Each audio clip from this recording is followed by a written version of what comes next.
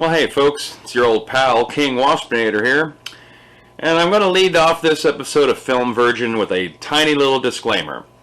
Now, I got one of my little Zoomer co-workers to come in and watch Blazing Saddles for the first time, and as anyone who's watching this, and in anticipation for the kind of reactions that you would think someone that's 22 right now would have to a movie like Blazing Saddles, well, I'm sorry to say, yeah,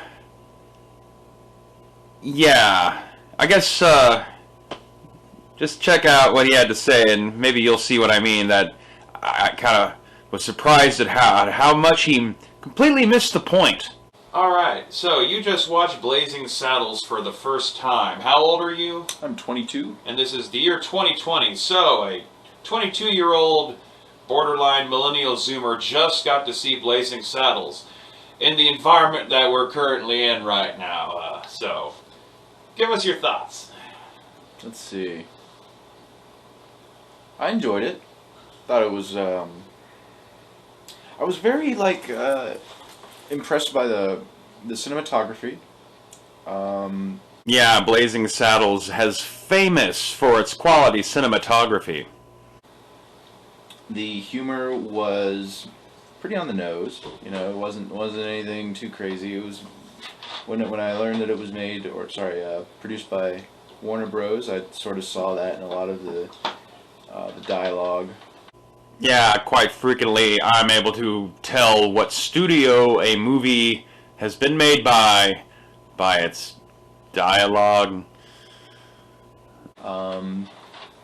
As far as the themes go, it wasn't anything too complex, too deep. It was just a fairly straightforward,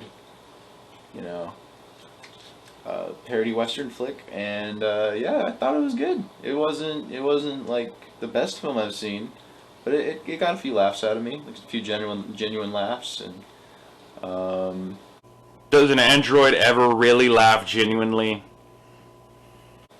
production value was really nice. How much was this film made for, or made with? No idea. It looked like it was kind of expensive by just some of the practical effects that were there, and some of the actors that were being involved, and I definitely liked that it had the running gag of people hitting their heads on shit. That was actually, something just pretty simple that was fairly effective. I like that about Warner Bros. Warner Brothers is known for all of its comedies where people hit their heads on stuff, and then, I mean, Blazing Saddles set the bar. Let's see, I suppose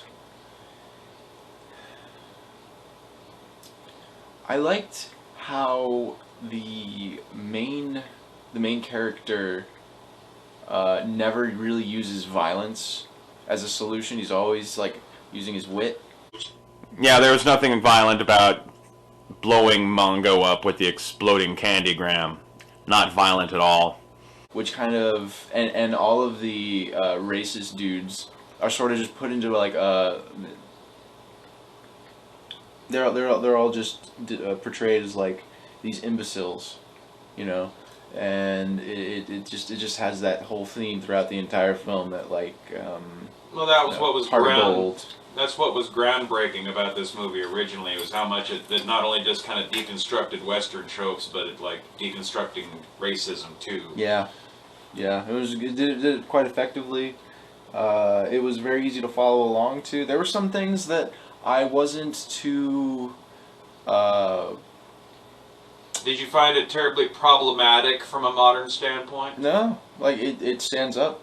Okay. And there were some things that and most parodies that are well made tend to do that. And they some get dated, but for the most part, most of them stand the test of time. Citation needed. And I bet that it has a little bit of something for every kind of every demographic and age group. But there will be a time when it gets a little dated, and I think that's coming up in the next decade or so. When all the boomers start to perish, and then it's just Generation X sort of floating around and watching this and only getting the certain references that you don't need to dig around a little bit for.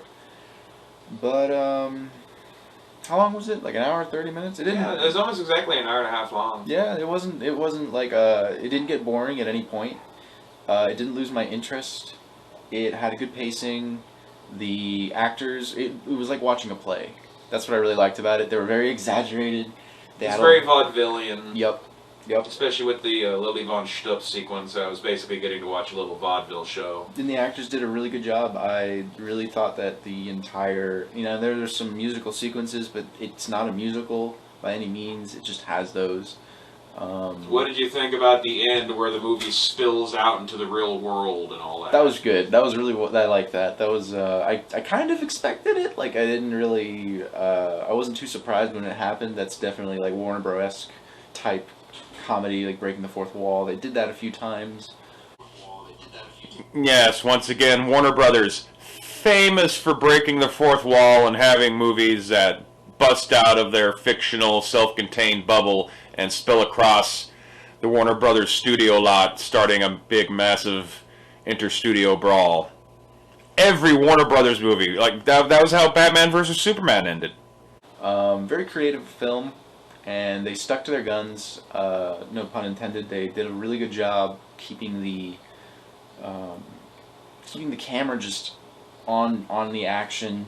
And and whenever there was something that they wanted to convey, it was that whole, it sticks back to that whole saying about film when you're making it. It's like film, show, don't tell.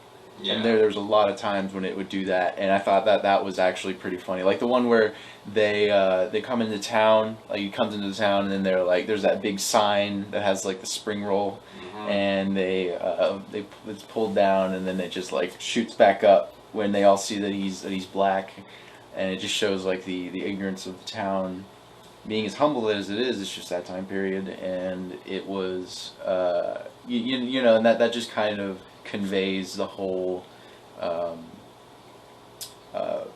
the withdrawal of the people from seeing that, and then he comes over and he's like, hey, what's up, and he's just a cool guy, so he just pulls it back down, and and he sort of says at one point in the film, like, you just have to establish yourself and they just have to accept you. And I think what he meant by that is you sort of have to, like, you have to prove yourself, and that's pretty much all he did. And he had a heart of gold, and he's pretty much a wit, and it kind of proves that character is really what defines a person more than their skin color. I think that's a very important theme in this, especially when like they had like that duncy villain guy who comes along, and he's fairly down to earth, fairly simple, gets outwitted by the sheriff, and the sheriff earns his respect. What was his name? Mongo. Mongo, yeah. And wait a minute. Mongo was a down-to-earth kind of guy? That's the whole brains over brawn trope. Mongo just pawn in Game of Life. Right. Yeah. Which is funny because that kind of like alludes to his deeper understanding of the meaning of it. He's not just some idiot. Even though he acts like it, he's human just like everybody else, and he is very aware of his of who he is. He's still, he's not just a dumbass. He just doesn't know how to convey himself very well.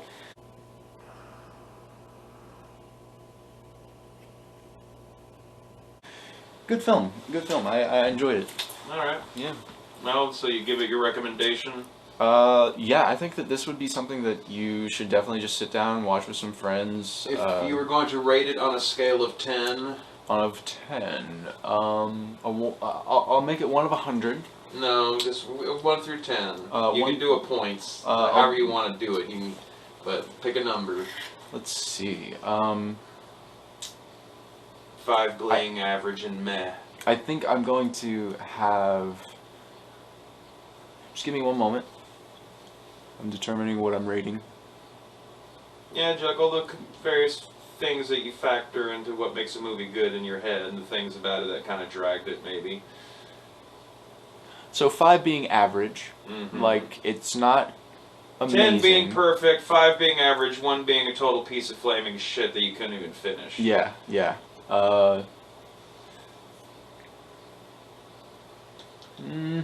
It's a bit above average, I would say. About six and a half, a little bit more, maybe 6.6.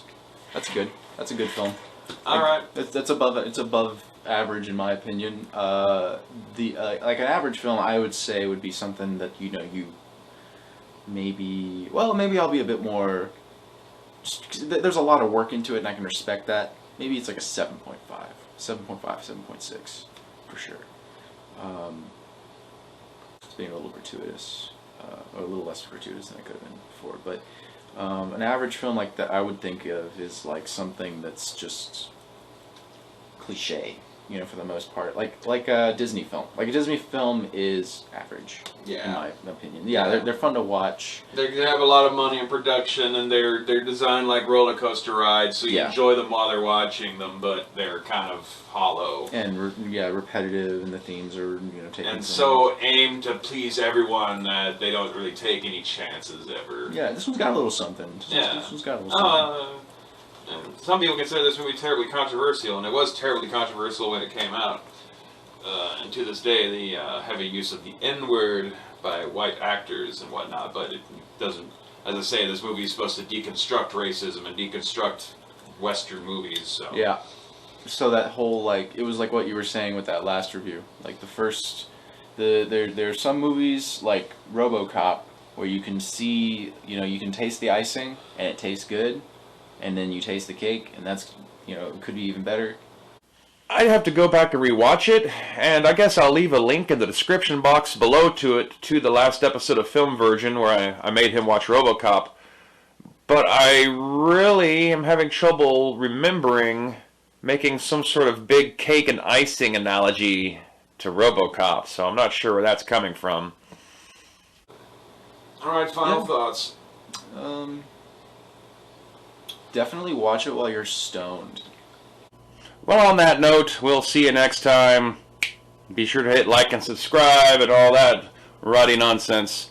And we'll see you for another episode of Film Virgin here on King Waspinator.